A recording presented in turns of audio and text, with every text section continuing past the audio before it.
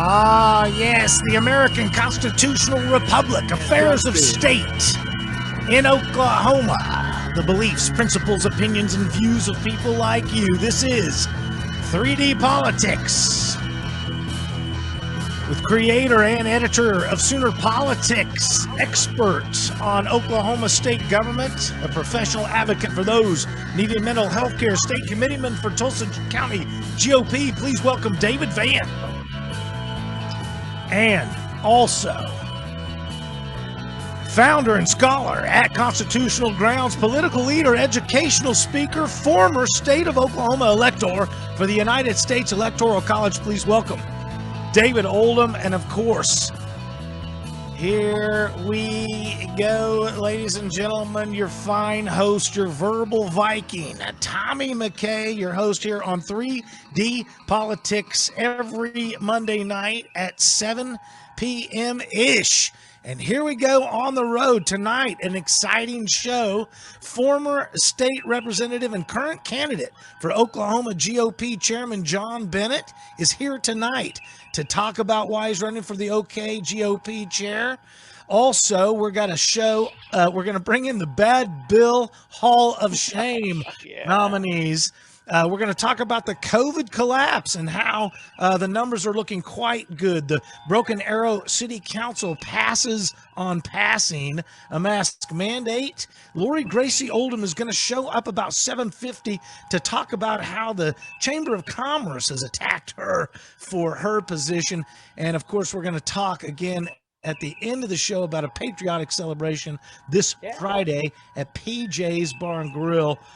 With a guest there as well. So tonight, ladies and gentlemen, welcome once again, 3D Politics. Tommy McKay, your fine host. Van Oldham, how you guys doing? Awesome. Excited about tonight's show. All right, we got a lot to bring in. John Bennett is getting ready to come on the show. I'm going to bring him on in now. There is a lot of excitement around what's going on. There we go. We're beaming him in.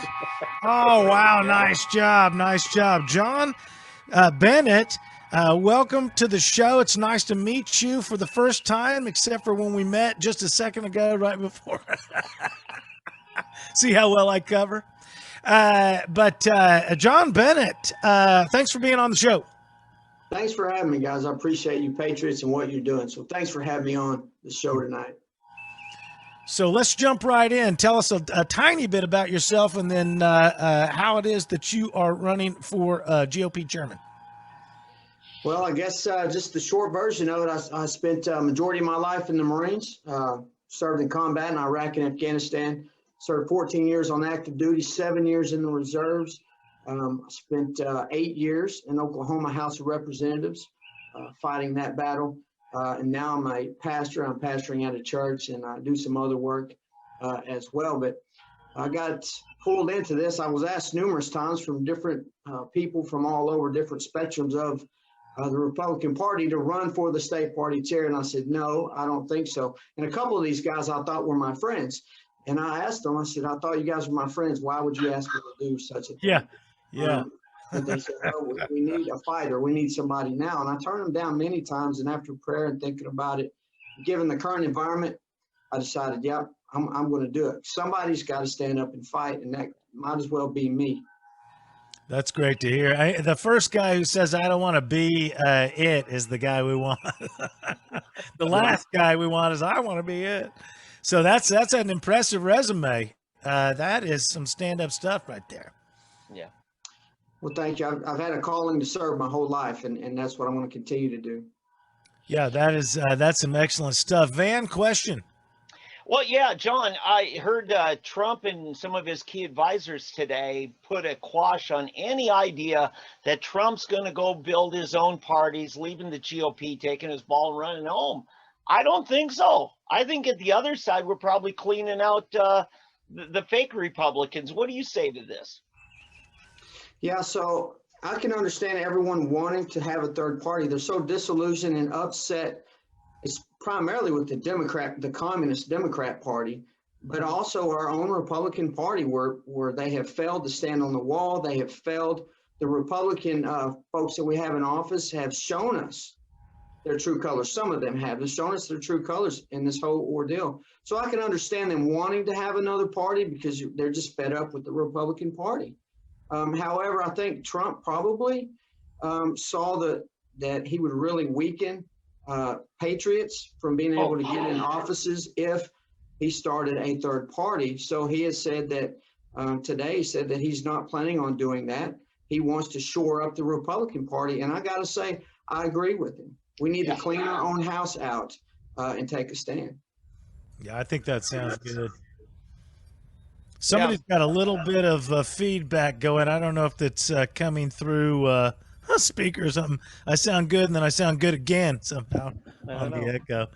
Yeah, Oldham, you got something for him? Yeah. Well, I'm curious as to what ultimately drove you to want to run. Is there a particular issue or something that that brings you to the race for the OKGOP chair? Well, again, originally I didn't want to, and I'm still not sure this is something I want to get into. However, like I said before, I spent most of my life in service, and I've always said, well, someone should do something about that. I just always felt convicted. Well, then why don't you do it? So that's what I'm going to do. I feel uniquely qualified. I've been tested and prepared my entire life for these types of situations. I'm served in combat in the Marine Corps. I've led and managed people and things, and I've always been a fighter, and I stand on my principles. And in this case, I stand on the Republican Party principles and my own personal biblical principles, and I'm not going to back down from that. And I think right now, our party needs somebody that's principally sound, that's not afraid to fight. Because at the end of the day, I don't care. I don't plan to go to any further office. I don't care to, but I need to fight now because my future, your future, our children's future depends on a patriot party standing up today. And that just happens to be the Republican Party. Yeah. You know, your guys are listening to John Bennett, and I got a question. You brought up backing down, which kind of reminds me of Senator John Langford. I'm thinking from a foxhole analogy, if you're in the battle and you've got a guy like James Langford in the foxhole with you, he puts his foot down and he says he's going to object to these electors, and then a pop bang goes off and he's like, oh, you know what, I'm going to back down. I mean, whether you agree or disagree with challenging the electors, what kind of man is it that puts his foot down about going to challenge constitutional issues and then changes his mind in the middle of the battle due to a pop bang going off in the hall? What's your angle on that one from a military standpoint? We've got a saying in the Marine Corps, plan the dive and dive the plan. You don't alter off of that because you think, well, this may not be a good idea or whatever it might be. You do what you say you're going to do and how you plan to do it. I don't know Jim Langford very well at all. I've met him a few times, so I can't really talk about his character, what might be going on in his mind, but I will say this. If I was in his shoes, I would have stayed true to what I said I was going to do. Right or wrong or indifferent, I would have kept charging in the same direction, because at the end of the day, whomever is there, represent the people, and the people overwhelmingly made it obvious what they wanted him to do and what he said he was going to do. And that is what he should have done. Yeah. And I appreciate it. I wasn't asking you to bash the man. What I was talking about is in the military, like you said, and I'd never heard that before. You plan the dive and dive the plan. I'd never heard that before. And I didn't feel like Langford was able to justify either why he was going to challenge the electoral vote in the first place or why he changed his mind because there was opposition to it. Or I don't see any connection between the crowd that invaded the Capitol and Langford's vote one way or the other. I don't know why he changed his mind based on the violence. Yeah. Well, there was a lot of decisions made by all across the board at the Capitol that day.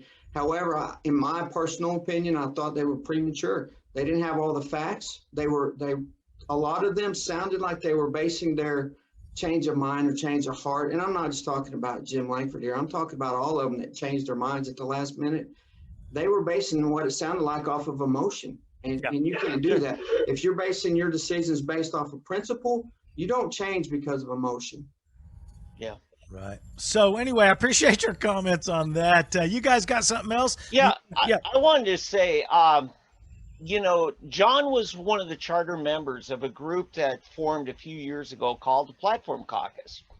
And, you know, some of those guys, you know, I talked to them for years, talked to them before they ran for office. I didn't know John as well, but some of those guys that I knew personally didn't prove to be reliable in the foxhole when the artillery was coming in, you know? But John was faithful. Not only that, he became the spokesman. He became that prophetic voice on the back row of the chamber. And even when it got tough, I remember John calling me one time. It was getting really down to brass tacks, and John and I just prayed. And John didn't know me that well, but he knew he needed somebody in his corner as well. And so I've committed myself to being in John's corner. You know, when we've got a job to do, we got to secure a party that stays true to our principles. We're going to have a video about that here in a little bit. Oldham, what do you think? Well, I think it's great. You know, I'm always talking about the Constitution, and what I'm hoping is that we'll get somebody who will actually work to promote constitutional principles within the party. Is that going to be a plank of yours as you run? Oh, absolutely. I mean, there's so many legislators out there that they just say, well, I don't know where I stand on this. I'm not a constitutional lawyer. Well, the Constitution wasn't written for someone that has a doctorate degree. It was written for people like me. Well, you're probably a lot smarter than I am. It was written for other people. We've clearly never met, John. But I will say this, and the short answer is yes, 100%. I mean, that thing has stood the test of time, and it was divinely put together. There's no doubt in my mind. But that Constitution, America as a whole, we have a moral standard. And U.S. Code identifies 4 primary sources of organic law for the United States. And the Declaration of Independence, it was the first one that obviously, as you guys know, was our birth certificate. That's the ideal of who we are. And it lays the foundation for the principles which undergird our laws and government. And the weight of the ideal that all human beings are created equal in the eyes of God, which is the creator of all things. That kind of ideal is what crushed and ended slavery in America.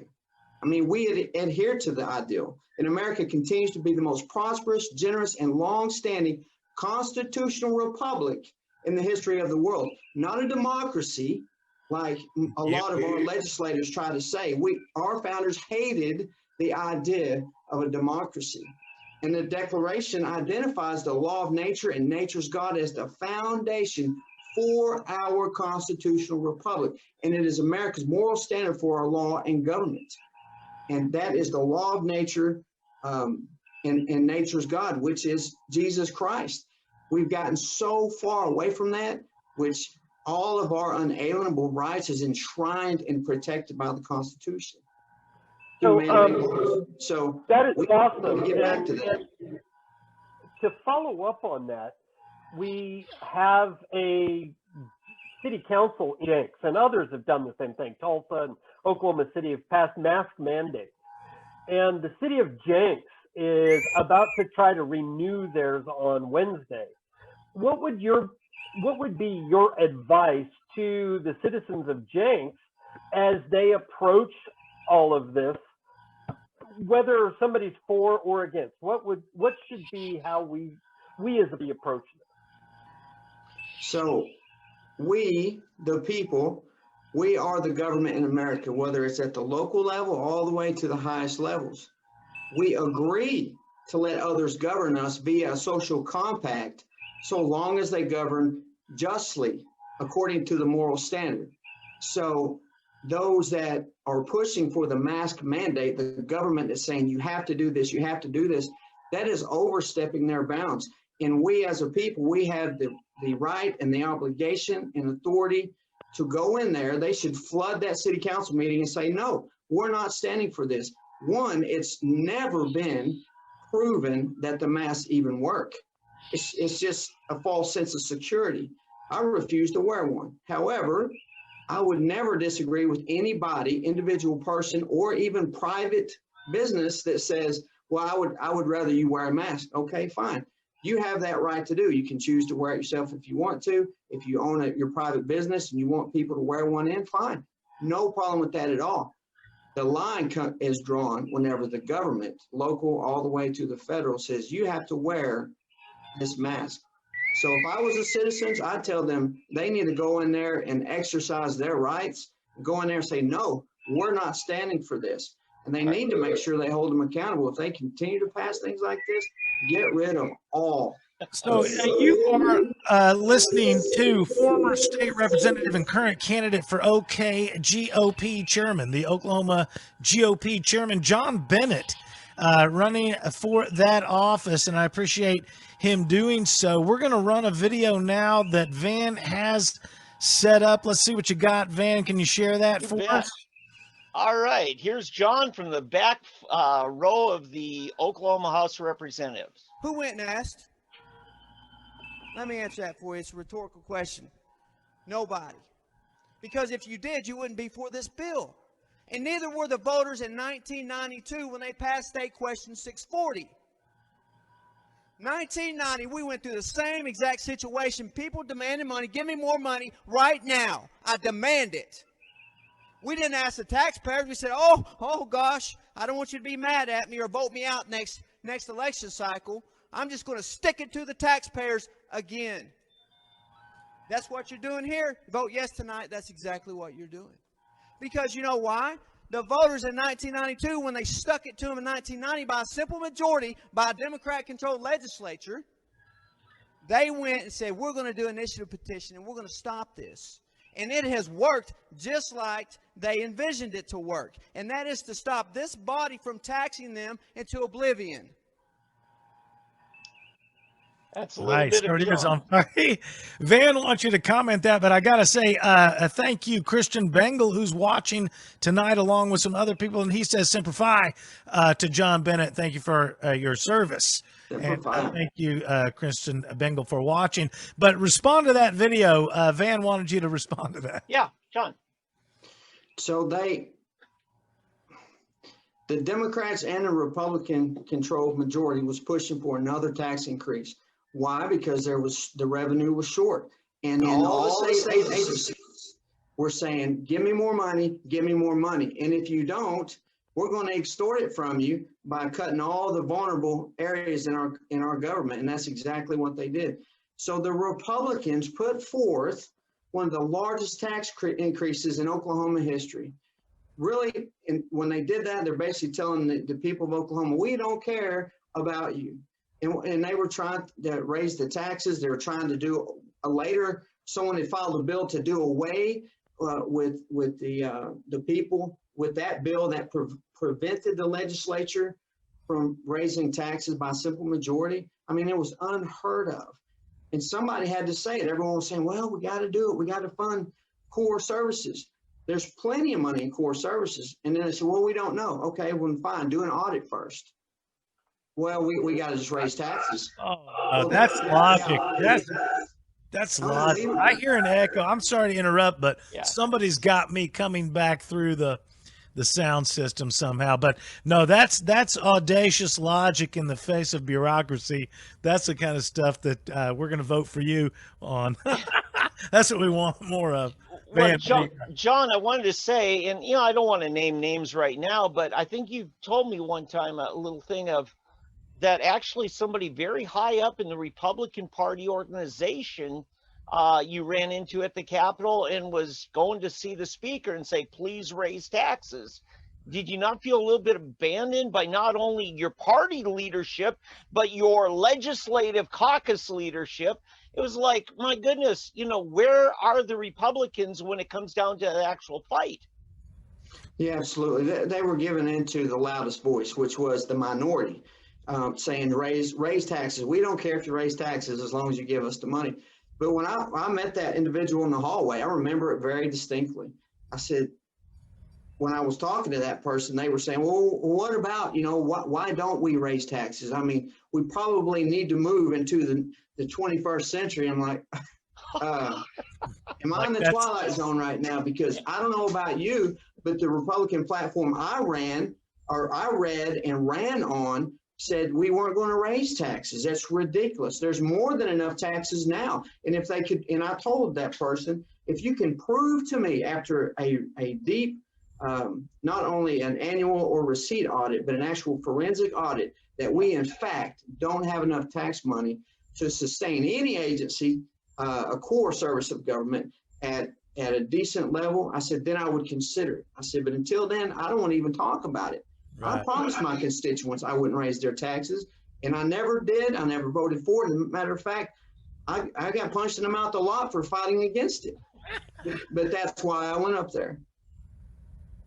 Semper Fi means always faithful, and I think you took that seriously in your legislative work, and I just want to commend you for it publicly tonight. Well, thank you, David. I appreciate it. Yeah, and it is going to take good men like you who aren't really looking for the fight, but see that it needs to be handled. You step up like a real man. I know that on the financial issue, I'm usually arguing with the public schools. In Oklahoma alone, my most recent numbers from a couple of years ago, $2.5 billion every 300 some odd days for education in Oklahoma alone. And still they whine about how the legislature doesn't pay teachers enough. When the legislatures don't write checks to teachers, that's right. The districts. The legislature has done nothing but protect teachers by passing minimums and maximums and all sorts of laws to protect the teachers. The districts continue to screw the teachers. But again, back to this money issue. It's like $2.5 billion in Oklahoma alone. And Deborah Gist and Joy Hoffmeister say they can't keep the lights on and the doors open. It's ridiculous. We have a federal government, what is it, $19 trillion every 300 some odd days, and we got to live on a fortnight.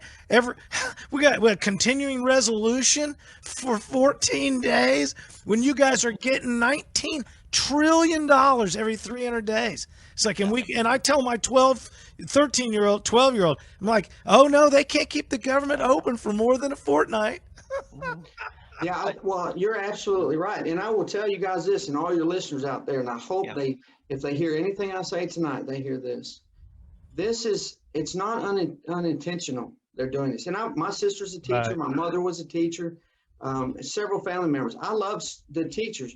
The problem here, though, is the unions. And the unions are part of the communist agenda. As a matter of fact, the 45 communist goals to destroy America, which, by the way, was put in official record in the United States Congress in 1963. On that list, they say that they need to get control of the teacher unions, which they have. The OEA, NEA, and all of those teacher unions, and they push the same communist agenda that we're seeing coming out of the new administration today. They are doing it because they have control and leverage by controlling those schools, and they do that through the unions. And kids don't even know about the Constitution or the Bill of Rights anymore. Thank you, public schools. Van, you've got a question. Yeah, John, let's just move a little bit more to organizational structure. Now, effectively running the Republican Party in Oklahoma means getting all the factions to work together. That includes our DC delegation, which we're proud to have, solidly Republican again now. That includes our state legislature. That includes the grassroots and a number of other factors. My understanding is you've got some personal relationships with some in our DC delegation, as well as, as much as you had to fight on the floor like that, you didn't pull any punches. When I talk to the House leadership, they've got nothing but respect for you on a very personal level. Could you talk about these relationships and what you hope to do with them? Yeah, absolutely. I've been very fortunate to meet a lot of great people.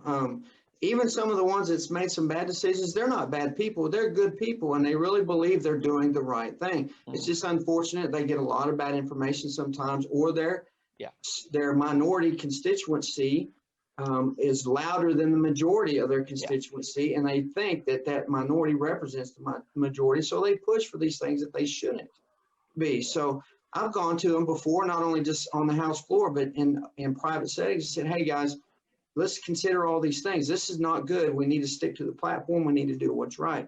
And based off of that, I think I've garnered some respect with them. I still respect them even if they disagree with me. But at least we can sit down and talk about it.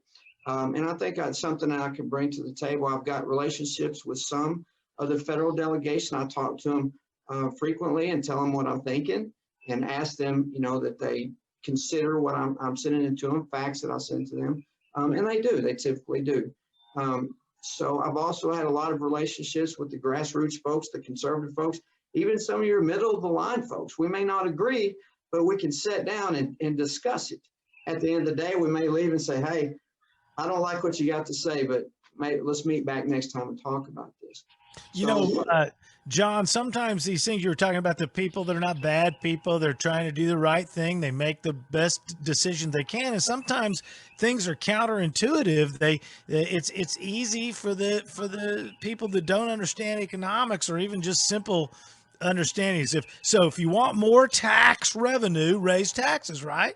No, the funny thing is lower tax revenue or lower tax rates, you actually raise more tax revenue. And that's the kind of thing that's counterintuitive.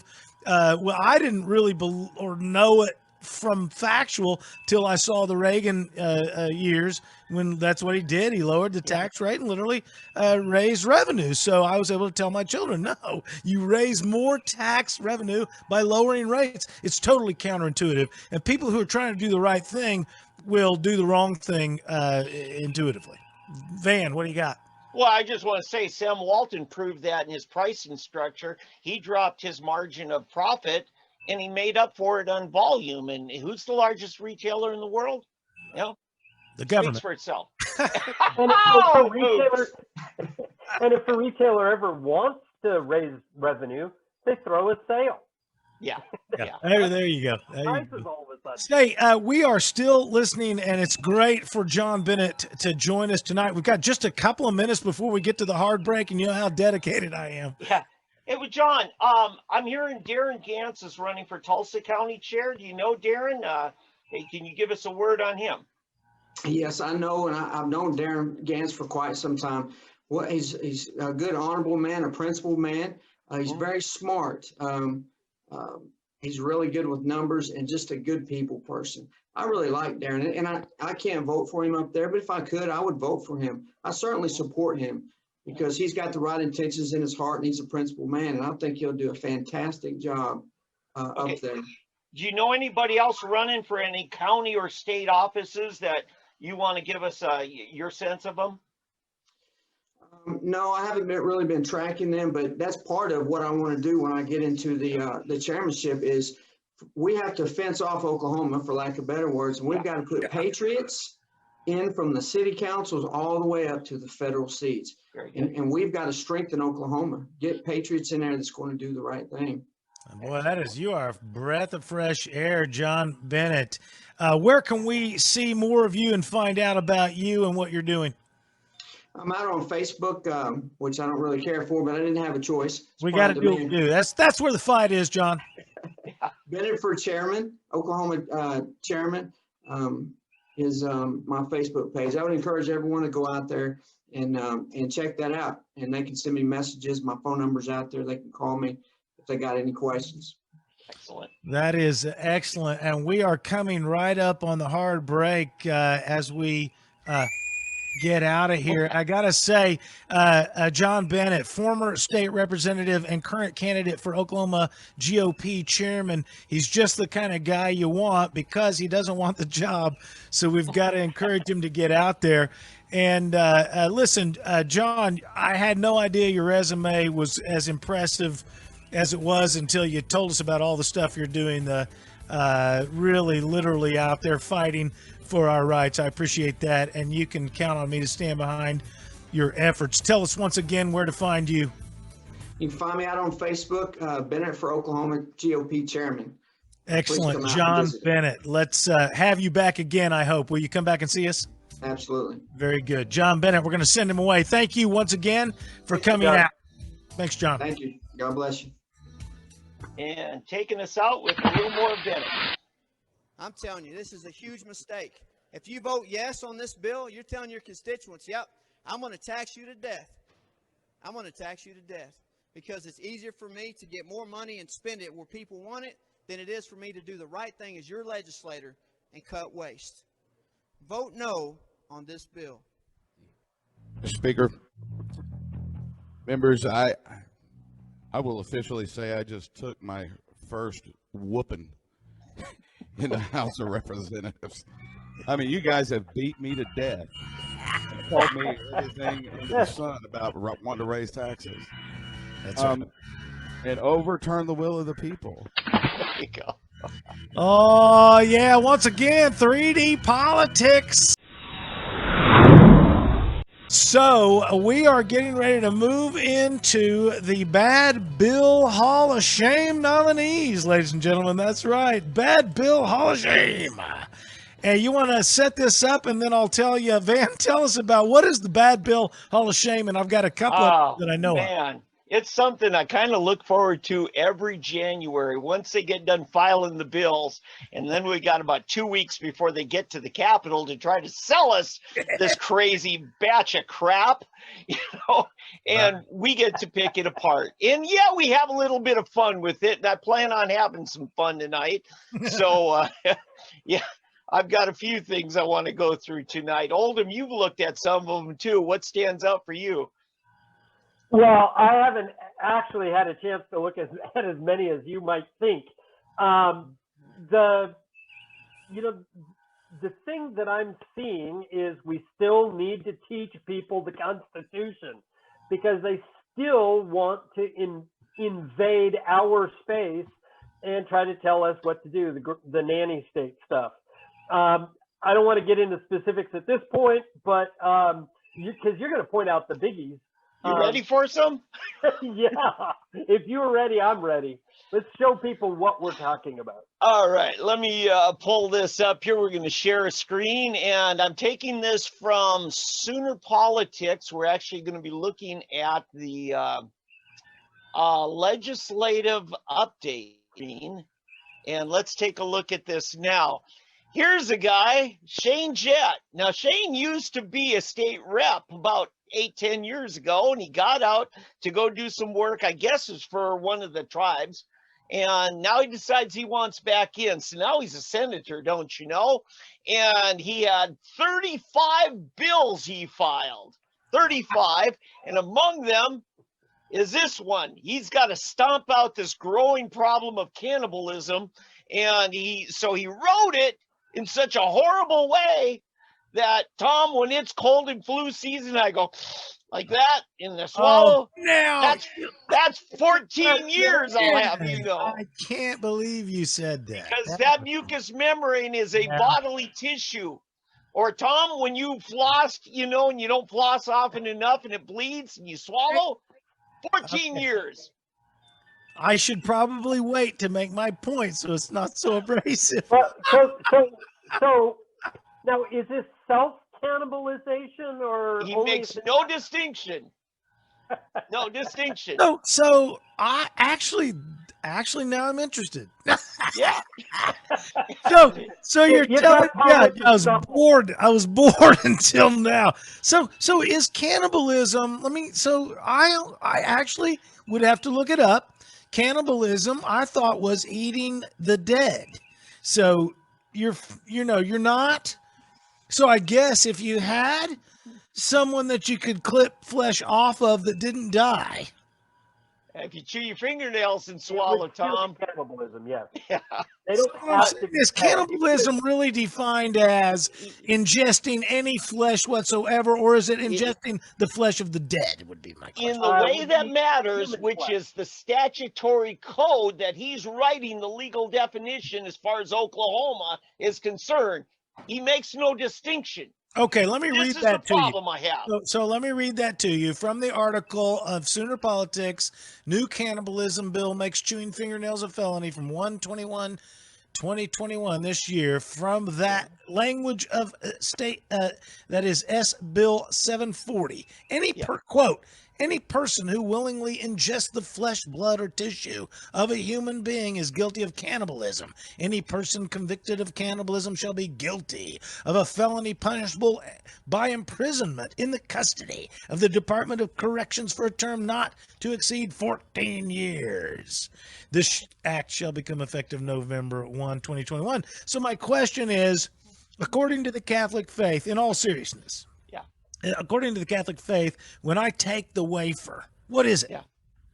The body and blood of our Lord, well, the body of Christ. Okay, so is it the body of Christ? And is it the flesh of Christ? Technically, I would get out of it by saying that it becomes it. Because it's not it when I eat it. Right? But it would or be is it? your own conscience that would be convicting you, because to you it's the body of Christ, the flesh of Christ. Somebody else it might not be, but you know, that's the problem with these things. Is Tom. Well, isn't he writing? I'm sorry, but isn't he? He's in my religion now. Let's get the state out of my religion. Why is he defining when I get to eat flesh or not? It's really none of his business, is it? Yeah. I know. Well, the thing is that what, again, it's so poorly written because it doesn't come from a constitutional perspective. Right. The question is, what harm has been done that is now, because you've already got laws that cover this. Desecration of a corpse covers it, if nothing else. Right. And along with murder, if you're actually murdering somebody, but the desecration of a corpse would cover it. So why do we need all this extra? And that we're going to ask you. It just doesn't make any sense. Yeah. So we spent more time on that than I thought we would, but there's more to come. That means, hey, Van, that means it was some good juicy stuff. Here's the next one. Carol Bush. She's from Tulsa, just up the road from me. Yeah. And she's decided that you can actually go after somebody in criminal law, cite them for harassment and invasion of privacy. Yes. If they publish something about you on social media, which, quote, serves no legitimate good. Now, Van, this does not have to happen on social media. This has happened to me in the kitchen with my wife when I will say something that has zero, what was it? She said something about my words were not legitimately plausible or something. I don't know.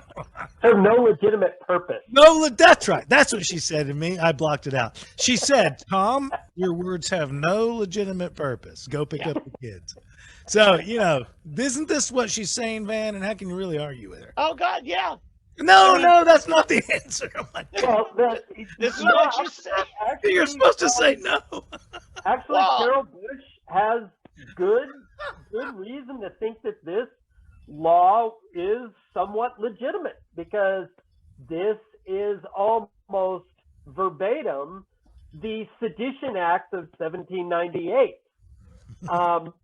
Because they did the same thing. If you were attacking and they judged that it didn't serve a legitimate purpose, to paraphrase, then they would bring you up on charges. And they were the deciders of that, not that there was harm caused or something like that. So there's no objective standard. It's all subjective, and that's always... They are trying to teach manners using the criminal code. That's the problem. Right. Virtue is important, manners are important, social skills are important, but you do not fall back on the criminal code.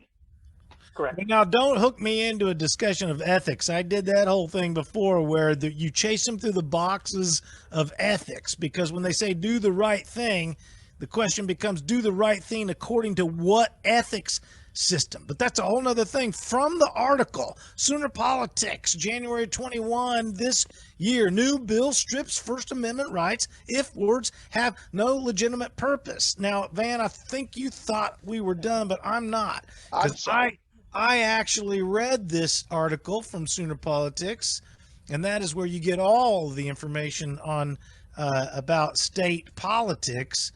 We're lucky to have them here. A new law A new section of law to be codified reads as follows. This is all about Carol Bush's routine. She says, and I have questions about this. There shall be a rebuttable presumption that that's the one I tried to use with my wife. I was like, I should have a rebuttable presumption. She's like, shut up. You don't even know what that means. And I was like, damn it. You're right.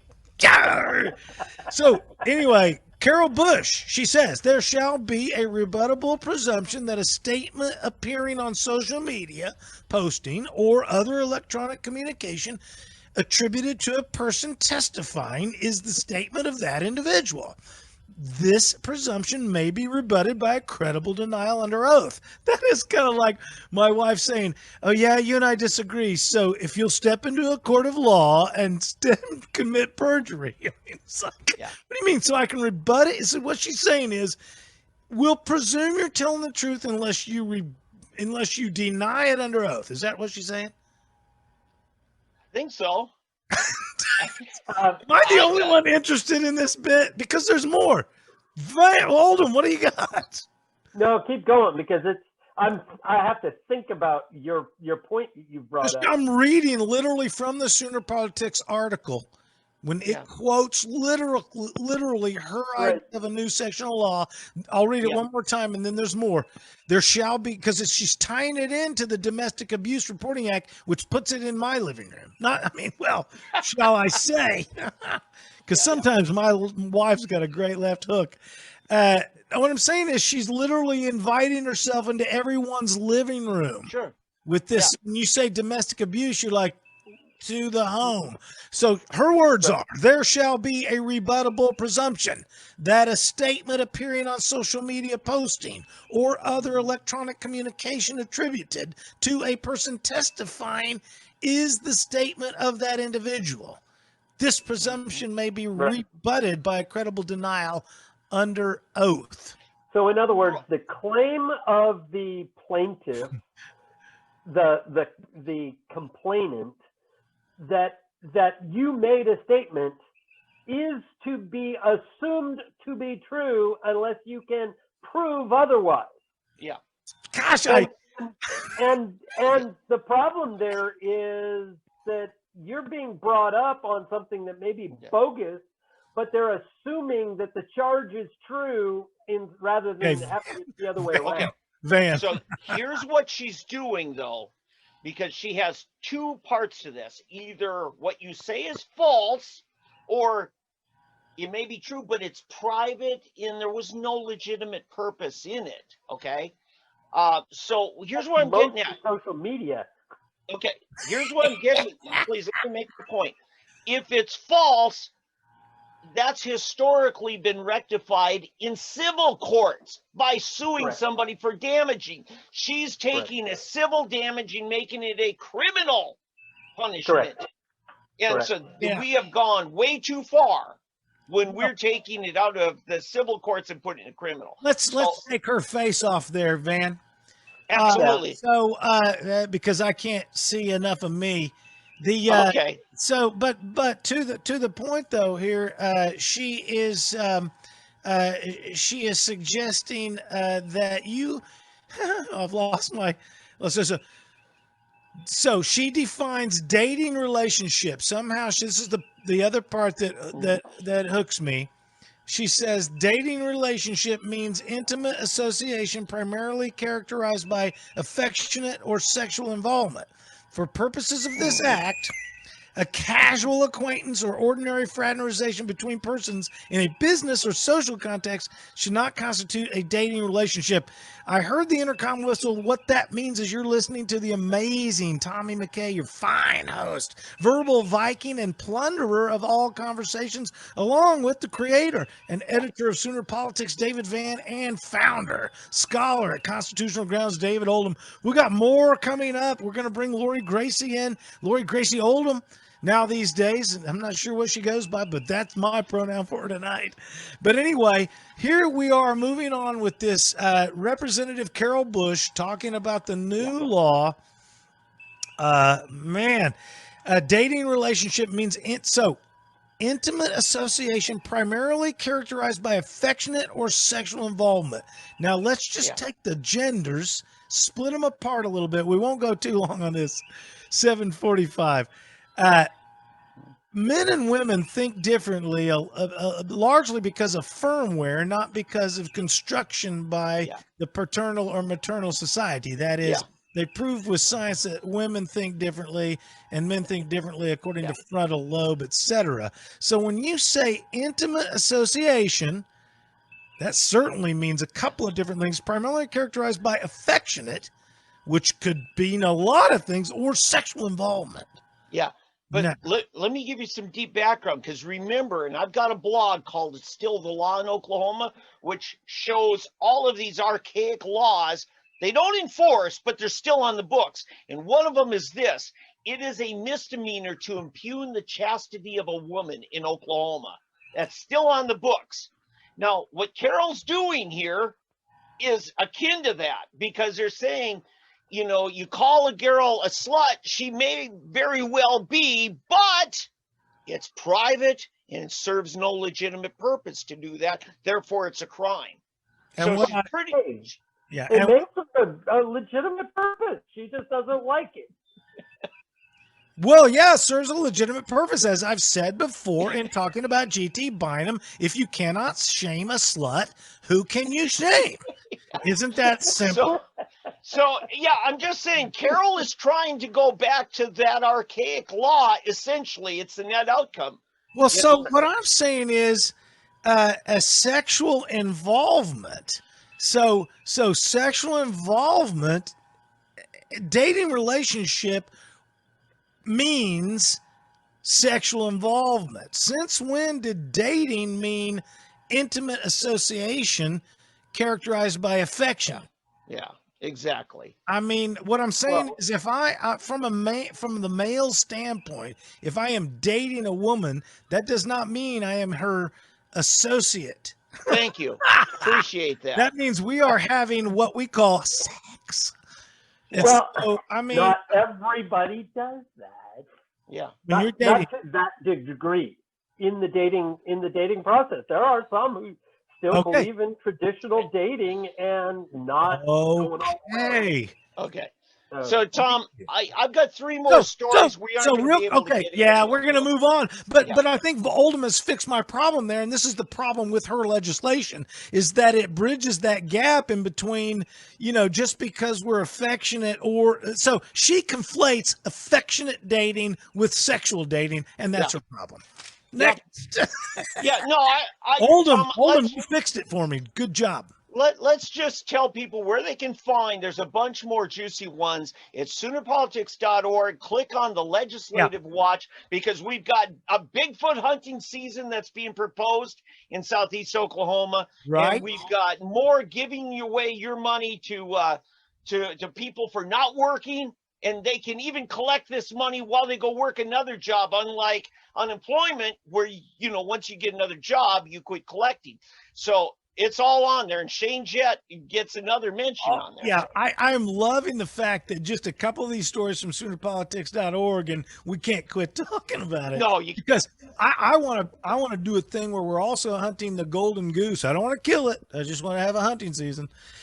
So we got Lori Gracey Oldham waiting to talk about. Yeah, why don't we everything is crushing down. The COVID collapse is something I don't want to miss it. And so let's talk quickly about the COVID collapse before we bring in the story about the city council in Broken Arrow. And then Lori Gracey Oldham, Oldham, let her know that she's 5 minutes. Yeah, not even 5 minutes. Okay. Just want to say, COVID collapse. This is COVID collapse, ladies and gentlemen. COVID collapse. Gotcha. As is my pattern, every Sunday night, I review over the weekend and publish about the numbers. And the numbers are looking incredible. Tom, you know, last Friday, we had the least number of new COVID cases confirmed that we've had since June 7th. It is that low. So I published something.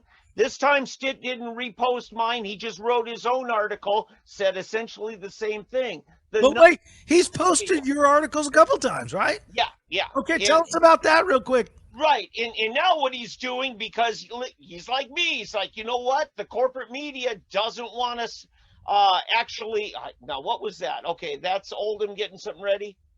Oh, did I? Yeah. Yeah. Uh-oh. You're About not, that? let me finish it. Yes, So, Scotty, what happened? All right. So, yeah, Stitt's just taking my stuff. So thank you, Governor Stitt, for reading my paper every day or every week. And so, yeah, the corporate media is not telling the good news. They are keeping us focused on the bad news, because when we're worried, we keep watching the news instead of enjoying our life. And then the health department only wants to tell us bad news because that gives them more control, because then we hand over our rights and live the way they tell us to live. Right? So more good news over at soonerpolitics.org, where you can find the collapse of the COVID numbers. Yeah.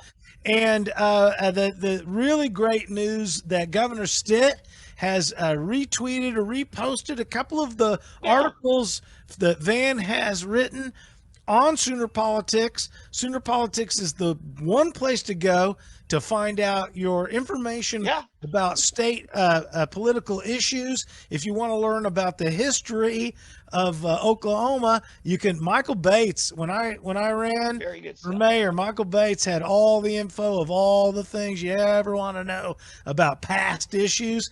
David Van has his finger on the pulse of all the content in the state. And of course, Oldham over there, constitutionalgrounds.com, has the information about the feds and the Constitution. But so the point is, COVID numbers are low. Local media continues to chide Stitt for not doing the right thing, which we already have done the right thing. And this was how bad it was. I was on one of the, I think it was Channel 2 this morning, and on their website, and they had two competing headlines next to each other. One was crying all the new bad, bad, and the other one was saying it's all better now. We're good.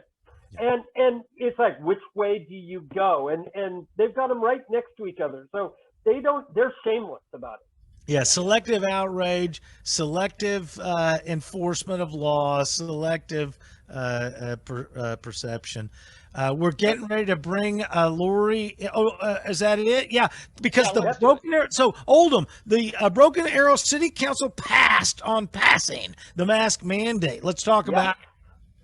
Well, the Broken Arrow City Council last week met and decided in a 2-2 vote to not pass the mask mandate. Or I should say, they did not even make a motion to bring the mandate forward because there was so much unanimous. It was just never going to happen.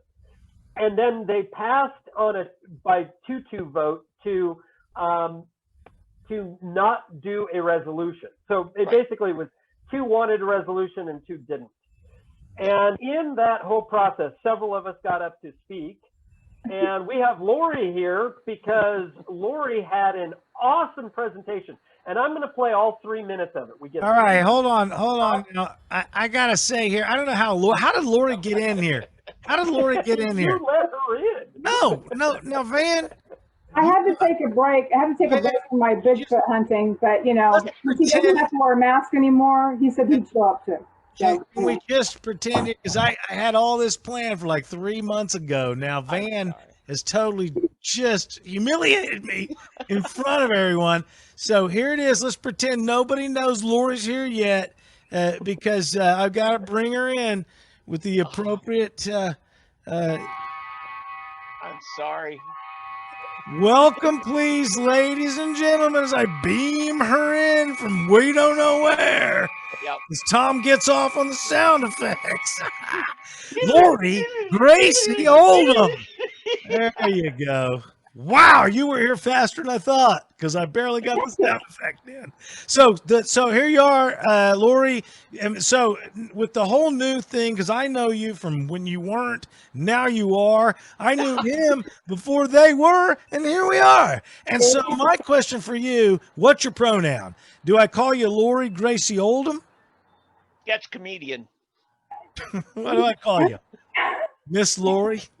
Miss Lori. Anyway, fact is, you were totally disrespected by the Broken Arrow Chamber of Commerce. Is that correct? They certainly misunderstood what I was saying. And if they're going to stand by what they said, then they're standing on the side of discrimination. All right. We're just 4 minutes from turning around to the top of the hour again. So let's set this up and we'll get into it right here, right after the setup. So tell us about what happened and then what we're going to see later. So City Council is meeting again to discuss the mandate. Do we do a mandate? Do we do a resolution? Blah, blah, blah. Same song, 15th verse, right? Right. And so I had an idea. I thought, well, you know, we can give presentations. We don't just have to stand up and speak. I'll throw together a little PowerPoint. So I did.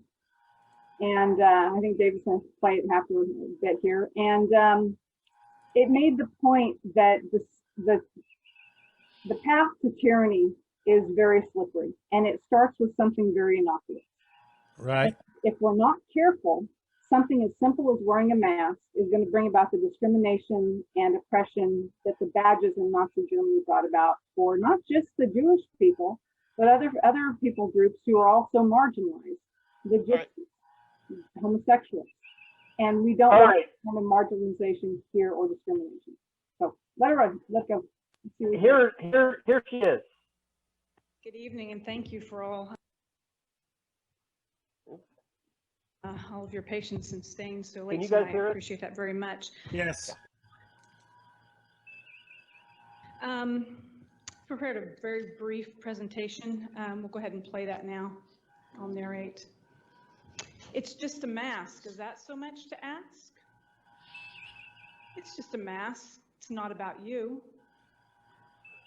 It's just a mask. It's the least you can do. It's just a mask. Here are some choices. It's just a mask. We won't silence your voices. You can trust us. It's good for you. Just do what we say, not what we do. Ooh. It's one rule for us, another for you. It's a mask or a badge. There will be no abuses. It's a badge. You have no excuses. It's a mask. It's a badge. Do you see the connection? It's a badge. It's a mask. It's for your protection. It's just a badge. What's the big deal? It's just a badge. It's a mask. Come on, man, get real. It's a badge or a mask, so where's the harm? It's a badge, it's a mask, now give us your arm. It's just a mask. But what's yet to come? Fighting words. And I ended with where there is no choice, there is no freedom. And that's what I essentially started with. That's how I started my remarks with, and that's what I finished my remarks with. And to that, they took exception. Well, no wonder, because it had great impact. We can't have that at a meeting like this. Lori, that was beautiful. I appreciate that. Very well done. For those that don't know the story, after the meeting and after we all said our piece, 3 days later, because this was on Tuesday, on Friday, the Broken Arrow Chamber of Commerce, president and CEO, in the name of the board, along with herself, came out and attacked Lori for that presentation. Wow. They said it was offensive to the Jewish community, so they're speaking for the Jewish community, and said some other things, and I forgot to pull up that article. But if you go to my Facebook page or Constitutional Grounds Facebook page, we have all of that information so that you can see it. But that's why we have Lori here, because she has been attacked and has had the media calling and basically questioning her on this. You've gotten what, calls from a bunch of different media sources, right? Hey, before you tell us, hang on. We're getting ready to reset at the top of the hour. You're listening once again to 3D Politics with your fine host, Tommy McKay, the verbal Viking, along with David Oldham and David Van, and tonight's special guest star, Lori Gracey. 3D Politics, winding up for another hour at the top.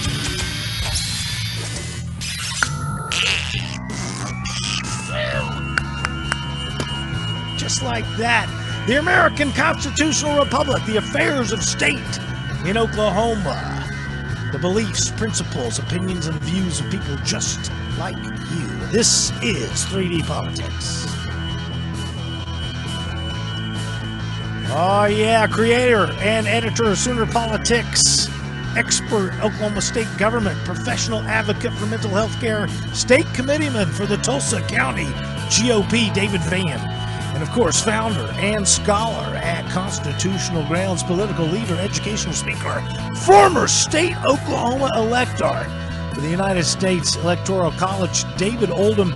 Tonight's also special guest, Lori Gracey Oldham, recently under attack by the Chamber of Commerce for her impactful statements at the city council meeting. I appreciate everybody for being here once again. 3D Politics, another fantastic show. Earlier tonight, of course, we were graced with John Bennett. I really had no, as I always, that way I start, but wow, he's got a resume. So here's a guy that's really stood in the trenches, and now he's running because somebody has to, and here's a guy I really could get behind. So anyway, Lori Gracey Oldham, I appreciate you being here. And of course, the Davids. We're talking about the Chamber of Commerce who attacked Lori for that amazing presentation she had. And so what has been going on, Lori? They continuing to come after you? What's going on? Well, I pulled up the response from the chambers. It's very brief. Let me go ahead and read it for you so we can add that to the discussion. This is from Jennifer Conway, President and CEO of the Broken Arrow Chamber of Commerce. And on this past Friday, she wrote, the Broken Arrow Chamber of Commerce would like to address the video that was shown by an individual exercising their First Amendment right at the City Council session on Tuesday evening during the public comment session. I, Jennifer Conway, and the Broken Arrow Chamber of Commerce Board of Directors must state that it is abhorrent to compare the concerns of wearing a mask with the atrocities experienced by the Jewish people during the Holocaust. The presentation was an inappropriate comparison and is not representation of the hearts and beliefs of the Broken Arrow community, nor the Broken Arrow Chamber of Commerce. And I have to say, I agree with her.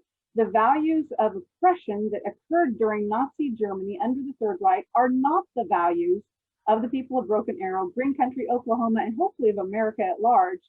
But she missed that point, and now she's castigating the presentation that speaks against that level of oppression, and she's renouncing me for giving that presentation to fight this type of discrimination. Van, what do you got? Okay, I'm going to do a little bit of a deep dive into how a chamber of commerce works. We all think that their existence is to boost commerce in the business community and the quality of life in the community. I hate to break it to you, but that's not how they operate anymore. In Tulsa, city of Tulsa, I'll tell you what they do is they get paid a huge grant from the city council out of our city budget. And then they get to do things that are off budget for the city, like flying the city council members around on junkets and going to fancy things that, if it was actually city money, then we'd say, whoa, this is a little bit extravagant, but it's money laundering. And they operate to be the henchmen and to do the dirty work for the council many times in the mayor's office. Right. I'm going to throw it down right here, right now. Chamber of Commerce, Broken Arrow, you've gone out of your lane. You're no longer about boosting the city's business commerce here. You're about shutting it down. Yeah, sheep will be sheep. They're going to follow which way the herd goes. Right now, everybody is working to normalize the existence of the surveillance state. Right? They're saying, oh, you're going to walk by a dog that it doesn't even have to sniff you. All you have to do is walk by, just normalizing the fact they're going to have dogs at the stadium at the Heat basketball games. All you got to do is just walk past the dog, and people are like, I don't want a dog sniffing me. Oh, no, the dog doesn't sniff you. We're just going to have him there, like, yeah, okay, we're just going to normalize having the dogs there. Because when we do say we're going to have them sniff you, they'll say, well, the dog's already there. Yeah. So they're just normalizing. Yes, Van, what do you got? I got another rant. This will be shorter. Because I'm old, I've got gray hair, I can tell you this. In my childhood, I had the opportunity to hear from survivors of the Holocaust. Yeah. Okay. One of the things I've heard in several of their speeches were these two words: never forget.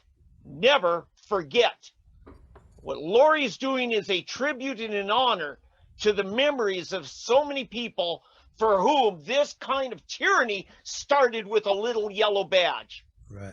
Thank you. It's just a badge. I mean, it's just a badge. And David, that was exactly the point of this. I've been to the Holocaust museums here in the U.S. I've been to Dachau in Germany. I've been to Yad Vashem. I have been to Theresienstadt in the Czech Republic, where it was one of the camps where they staged it for the Red Cross. The Nazis staged it for the Red Cross. See, there's nothing bad going on here. And if someone had stood up and spoken for those people at that time and said, no, we're not going to make them wear a badge. No, we're not going to make them put a sign in their window and to set them apart from everybody else. We're going to stand for them and their rights to be free, to exercise their rights, to run their businesses, to have their families. We're going to stand for them, and we're not going to stand for this nonsense, this tyranny. That's what we needed back then, and by God, that's what I'm going to do now. Wear that indictment as a badge of honor, Lori. Right. You earned it. Congratulations. Peached twice, Lori. Way to go. Before I forget it, Oldham, I want you to have a chance, but I'm going to forget this real quick if I don't say it. What they're trying to do is limit Lori's ability to make a connection between their bad behavior. Yeah, and one of the ways that they also do it is through the use of this labeling of a conspiracy theorist. And what you find out is that the minute you begin to identify accurately all of the different areas that the totalitarian regime infringes on your life, and you begin to list them off, people say, oh my God, well, you're a conspiratorial theorist because you act like they're affecting every level of your life. But the fact is that the laws that they pass are so vague and so selectively and arbitrarily enforced, they literally are infringing on every single area of your life. And so the minute you begin to point out, well, not only in the schools, but also at the state legislature and at the DMV and also here and also here and also, well, you're crazy, man. You think they're coming out to get you from every angle. And the fact is, I'm not crazy. They are literally coming out to get me from every angle. It's called a heightened sense of awareness. It's not paranoia. It's called a heightened sense of awareness. Somebody say, Tom, I've got my roll of aluminum foil out. Yeah, I need 2 rolls. I can fix you up. Yeah, oh baby, I need it. Yeah. So anyway, save me, because the fact is, they do literally. I mean, so I heard a thing on the news where they were talking about how many hours of something happened online, and that was enough time to get you to Venus or something. And I was saying, out of context, that amount of time doesn't take into consideration how long it would take to build the rocket and to figure out how long it would take to be a rocket ship owner. So when I size a ring as a professional jeweler and I make $50, they're like, oh, that only took you 15 minutes, No, it took me 35 years and 15 minutes. What do you mean? Out of context. Everything is out of context. Everything is out of context. Yes, man. Tom, I'm going to borrow from some of Lori's narrative here about what went on in Europe. There's a term called cognitive dissonance, okay? Yes. And this is what's going on when you show people, like Oldham's saying here, about all the ways in which we are being oppressed by a totalitarian and increasingly totalitarian government. What happened in Germany after the battle ceased the occupying forces then forcibly made the German citizens go out and tour and see the dead bodies, right? Isn't that right, Laurie? Right, that's right. And because they were in denial, they didn't want to believe it. Well, they didn't believe it. They wanna thought it was look at fake news. Yeah. There are stories of communities where the train transports with these Jewish prisoners and other prisoners are being taken to the camps, where they were crying out so loudly from their train cars and going by churches on Sundays, and the congregations could hear them. So you know what the response was of some of those congregations? Let's sing louder, play the organ louder. We have to drown it out. We cannot, we won't listen to it. We can't believe that this is happening. And that's why today, because we can never forget and never again, today we have to listen. We have to see what's happening. We have to stand up now before we're clear down the road. That's what I don't understand. These things don't happen with overnight you've got a concentration camp. They don't happen with overnight you lose your business. They start with comply here. It's a little thing. It's just a mess. But pretty soon it's not just a mess. The Chamber of Commerce, actually, I don't know if they've decided to not pursue this, but at one point they had put out to chamber members, I saw it on their website, they were going to do a campaign promoting all of the Broken Arrow businesses that had mask policies in place, which is a de facto discrimination against those who don't require a mask. Oh, yeah. Doesn't that kind of remind you of in Germany when they were going and painting gold stars on the doors and Judah on the doors and windows of German-owned businesses? Now, it's kind of flip-flop. Instead of don't patronize these businesses, they're saying patronize the ones who are compliant, the sheeple businesses that go along. Yeah. And by doing that, they're saying don't go over these nasty, as Oldham's always saying, this group of vermin who won't wear a mask. So the Chamber of Commerce is complicit in this twice. We're trying to put masks on people and trying to put signs in their windows. And if that doesn't look like Nazi Germany to somebody else, then they need to go read the history. It's pro-discrimination instead of discrimination. Yeah. Yeah, Matt. It's still discrimination because they want to turn anybody who isn't compliant away. And in fact, we've just got news that there's another fight coming up. I mentioned it earlier. Jenks has a fight on Wednesday evening. I believe it's at 6 o'clock, downtown Jenks. They are only going to allow people in and to speak who are willing to wear a mask. So only the compliant, only the supplicants, only those who will bow the knee will get a chance to actually speak their piece at the meeting. That's a violation of your constitutional right to redress a grievance. But the problem here, ladies and gentlemen, is that there is no controlling authority that can do anything about it. We have military takeover at the Capitol right now after the pretense of an insurrection. We literally have an insurrection. They didn't allow us to have Easter, and everybody now is like, hey man, that's against my rights and stuff. You're like, dude, we lost this in Easter a year ago. We're going to have to regroup, go underground, start passing secret notes because we are screwed. Okay, that's the optimistic Nietzsche outlook for tonight. Yeah. Somebody pull me out of the hole, please. Well, actually, one of the things that I think you take away from this is that people are tiring of the level of tyranny, and it's still nothing like China and other places, but they are tiring of it, and the numbers are growing. And pretty quick, we will have people who will be at city council meetings and will be turning tables over and things like that when these people do not behave appropriately. I wish I could get into that optimism, but I think they're ready to put out 75 million fires. Tommy McKay here, your verbal Viking with David Oldham and David Van, graced tonight by Lori Gracey, the beautiful co-host this evening, and braver than brave out there standing in front of the city council in Broken Arrow, bringing them a stiff message about reality. And wow, do they wish they could forget, but they just can't. And nobody, it's amazing how they can make the analogy of how insane I am by putting the dots together about how the totalitarians are coming out to get me. But they're so vague, they can't see the analogy that Lori Gracey Oldham's putting together between make me wear a badge, make me wear a mask. It's the same thing. Put a little mark on me. Well, let's also understand, Lori pointed it out already. And it is the whole la, la, la, la, la, la, la, and they're just doing it with arguments. Yeah. And I Ad nailed hominem attacks on Lori. Oh, absolutely.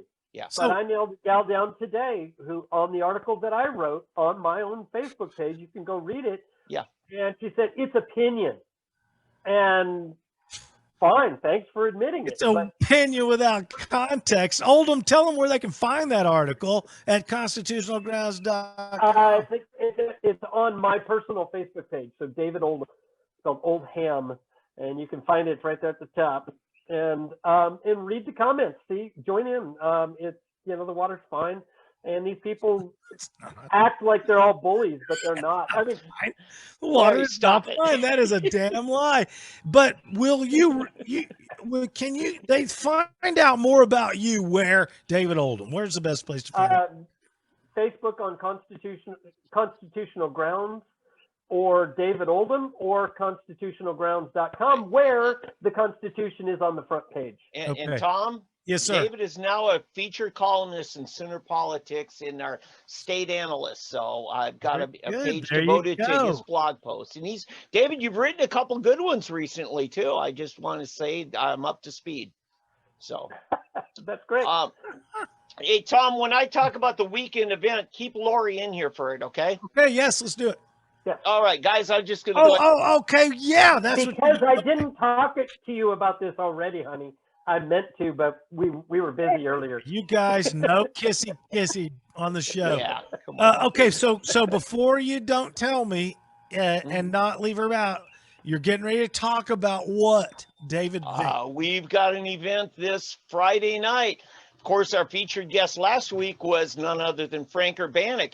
He's coming to town Friday night. He'll be at PJ's. And Lori, you were there with us. Is it a decent place, or is it kind of a greasy dive? What do you think? PJ's is the place to be. David and I were there the night that they opened up after the big lockdown of the businesses, and it was happening. It's a fun place. Good. Let me put the poster up real quick so you see it. Friday night. Now it's 9 o'clock. So even if you got to work the late shift down at whatever, at the mall, you can still come on out. Frank's going to be there. They're going to have music. I talked to the management today. Now, if you got a big group coming, they say call ahead, okay? So they can plan for you and get you seated. Good. But it's going to be great. I just wanted to let you guys know. PJ's is putting it on. And I told him, I said, we'll pitch it. Why? Because this guy's a freaking hero. That's why. Wow. And whoa. Hey, whoa. Travis Kidd? Yeah. Travis Kidd? Well, I'm going. There you go. Insane. I didn't know Travis Kidd. He puts out good music. Are you kidding me? This guy is great. I used to work at the casino out there shining shoes. And this guy, he can play. No doubt about it. He's great. Friday night, 9 o'clock to midnight. And seriously, you got to be there, guys. You guys joking? So this is a PJ. PJ's 101st and Mingo, kind of on the border with Broken Arrow and Bixby. Yep. Yes, PJ's Bar and Grill, 9999 out there in Mingo. And my son and I went and watched the McGregor fight. An American one. It's the greatest thing. Right. It's the greatest thing in America. But here's the thing. I'm telling you, and, by the way, congratulations, Lori, David, and all you people out in Broken Arrow who showed up in big numbers, because it was overwhelming. David, you got to admit, that was refreshing, wasn't it?